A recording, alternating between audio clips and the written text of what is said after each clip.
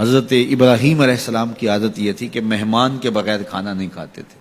اور یہ بات ذہن میں رکھو کہ جو کھانا مہمان کے ساتھ کھایا جاتا ہے اس کا حساب نہیں ہوگا، چاہے وہ پرتکلف ہی کیوں نہ ہو.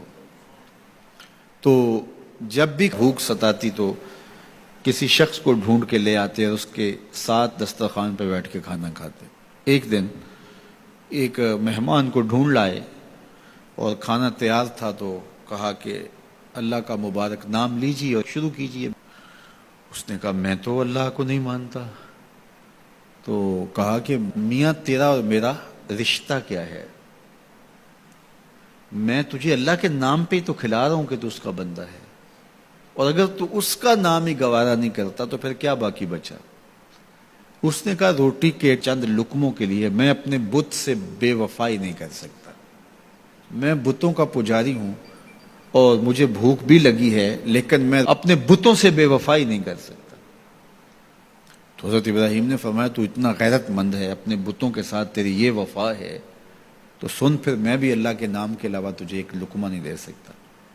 اس نے کہا کوئی بات نہیں، اٹھ کے چلا گیا. وہ چلا گیا تو جبریل آ گئے، رب کا سندیسہ دیا، ابراہیم تو نے میرا بندہ ناراض کر دیا.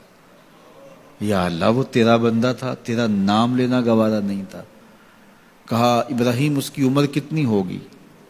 مالک 70-80 کے پیٹے میں ہوگا. تو کہا اتنا عرصہ ہو گیا نا کہ میں اس کو دے رہا ہوں، تم ایک دن نہیں کھلا سکے. اب ابراہیم علیہ السلام ان کو ڈھونڈ رہا، وہ پہاڑ چڑھ رہا تھا تو آواز دی او میاں آ جاؤ کھانا ٹھنڈا ہو رہا ہے. اس نے کہا آ جاؤں گا لیکن تمہارے رب کا نام نہیں لوں گا. کہا نہ لینا، آ جاؤ. آیا دسترخوان پہ بیٹھا، کھانا شروع ہوا تو کہنے لگا کہ پہلے تو بڑے غصے میں تھے، جلال میں تھے کہ رب کا نام نہیں لوگے تو کھانا نہیں دوں گا، ایک دم تبدیلی کیسے آ گئی؟ کہا اسی رب کا سندیسہ آیا ہے کہ مجھے بھی تو اتنا عرصہ ہوا کہ دے رہا ہوں، تم ایک دن نہیں دے سکے. تو اس نے کہا تیرا رب اتنا مہربان ہے تو مجھے بھی اس اپنے رب کا غلام بنا لے. تو جو اسے مانتا ہے اسے بھی دیتا ہے، جو نہیں مانتا تو یہ نہیں دھوکہ کھانا چاہیے کہ فلاں کے پاس رزق کتنا ہے اس لیے وہ اللہ کا مقبول ہے، فلاں تخت حکومت میں بیٹھا ہے اللہ کا مقبول ہے. یہ کوئی دلیل نہیں ہے. کتنے لوگ ہیں جو اس کے منکر ہیں، اس کے وجود کے منکر ہیں، لیکن اس کے باوجود ان کو اتنا عطا کرتا ہے. بلکہ فرمایا اگر تمہارا مجھے لحاظ نہ ہو تو کافروں کے گھروں کی سیڑھیاں بھی سونے اور چاندی کی ہوں، چونکہ ان کو سب کچھ دنیا پہ دے دیا جائے گا، آخرت میں ان کا کوئی حصہ نہیں.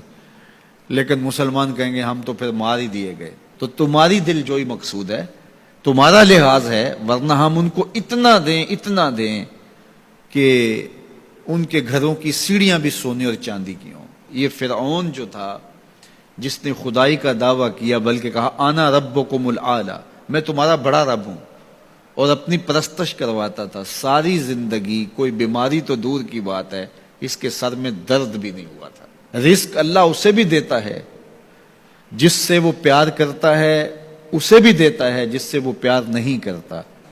وہ صرف رب المومنین نہیں ہے، وہ رب العالمین ہے. صرف مومنوں کا رب نہیں ہے، وہ تمام جہانوں کا رب ہے. لیکن دین صرف اسے دیتا ہے جس سے وہ پیار کرتا ہے، جس سے وہ محبت کرتا ہے. یہ بات ذہن میں رکھیے گا کہ اللہ کی محبت کی دلیل یہ ہے کہ آپ کو دین دے دیا گیا.